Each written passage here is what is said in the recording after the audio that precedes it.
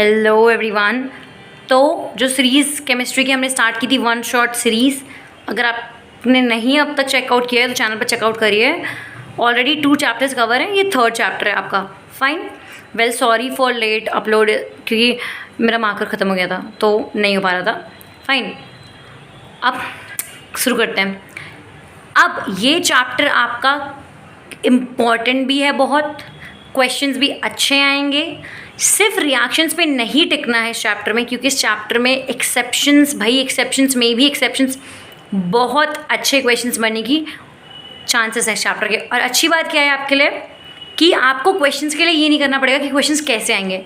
भाई हर रिएक्शन में क्वेश्चन आपको मिल रहा है, हर अलग नोट पॉइंट में आपको क्वेश्चन मिल रहा है। फाइन, टाइम वेस्ट किए बिना देखते हैं फटाफट। अब chemical properties of metals. Well एक चीज़ और बता दूं, distinction between physical and chemical properties of metals, इसके लिए मैं एक अलग से छोटा सा वीडियो डाल दूंगी और उसमें कैसे कैसे क्वेश्चंस आते हैं। मैंने कवर अप इसलिए नहीं किया क्योंकि वो बहुत ही थ्योरेटिकल पार्ट था, तो मुझे लगा ये पहले ये क्योंकि मोस्ट इम्पॉर्टेंट पार्ट ये है तो मैं इसको कवर कर लूँ फटाफट। फाइन, अब when metals are burnt in air, metal plus oxygen metal oxide देता है। एग्जाम्पल्स मैंने लिखे हैं।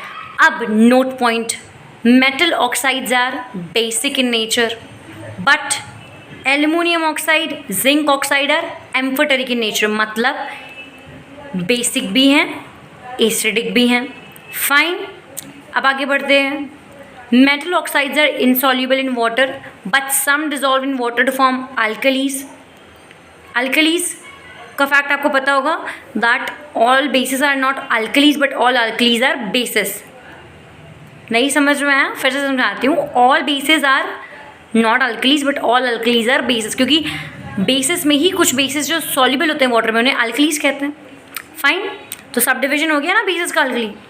अब when metals react with water, अब हाँ उसमें एग्जाम्पल्स कहते हैं आपके सोडियम ऑक्साइड और पोटेशियम ऑक्साइड।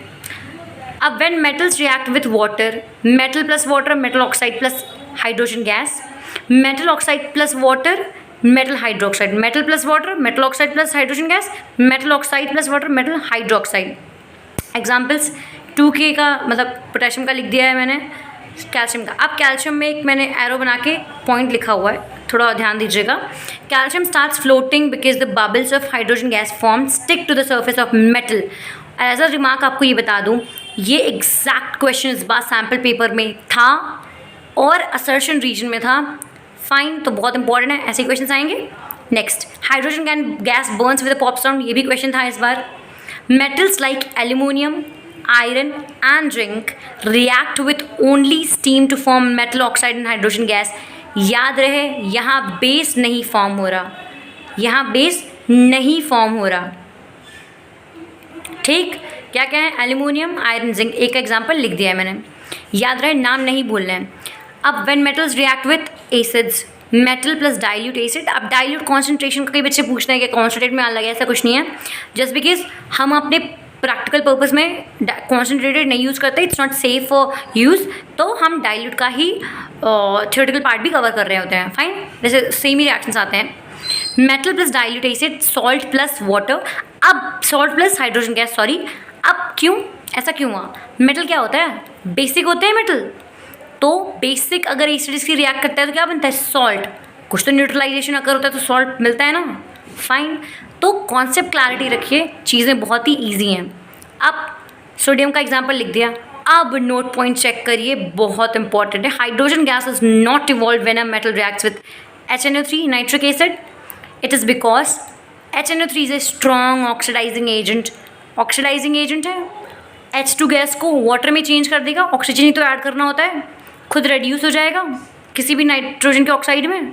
फाइन, आपके लिए पॉइंट बहुत ज़्यादा इंपॉर्टेंट है। अब अगला बट, अब एक्सेप्शन में भी एक्सेप्शन आ गई जो मैं कह रही थी। MgNMn मतलब magnesium and manganese react with very dilute HNO3 to evolve H2 gas. अब वो आपको ये MCQ में ऑप्शंस की तरह दे रहे होंगे। फाइन, अब when metals react with solutions of other metals, reactive metals can displace less reactive metals from its solution. Examples, अब क्या इंपॉर्टेंट है? कलर वाले रिएक्शंस मैंने ऑलरेडी आपको बताया है, नहीं छोड़ने हैं। कलर वाले रिएक्शंस बहुत तरीके से क्वेश्चन में आते हैं। क्या कलर था, किस में चेंज हुआ, आखिर हुआ क्यों? फाइन, और सर्जन रीजन है एमसीक्यू पॉइंट ऑफ व्यू, और भी इंपॉर्टेंस इसकी बढ़ गई। अब बच्चे गलती क्या करते हैं इसमें, पता है, उन्होंने सीख लिया है कि ये डिस्प्लेस कर रहा है तो कुछ भी दे देगा डिस्प्लेस कर देंगे, पर they don't know the concept of reactivity series. आपको नहीं पता, यू शुड अंडरस्टैंड क्या है ये कॉन्सेप्ट। रिएक्टिविटी सीरीज सिर्फ रटने की चीज़ नहीं है, समझने वाली चीज़ है। फाइन, और पहले रिएक्शन चेक कर लेते हैं। Fe+CuSO4 Fe+U, कलर याद रहे, ब्लू से ब्राउन में सी आता है आपका सोल्यूशन, किस में, लाइट ग्रीन में चेंज होता है, और वो कलरलेस ब्लू ब्राउन बेस आ जाती हैं आपकी। Cu+Fe4 नो रिएक्शन, क्यों, आगे बताती हूँ। रिएक्टिविटी सीरीज के बाद ये क्लैरिटी होगी। रिएक्टिविटी सीरीज कैसे स्टार्ट होती है, potassium, sodium, calcium, magnesium, aluminium, zinc, ferrous, lead, hydrogen, copper, mercury, silver, gold.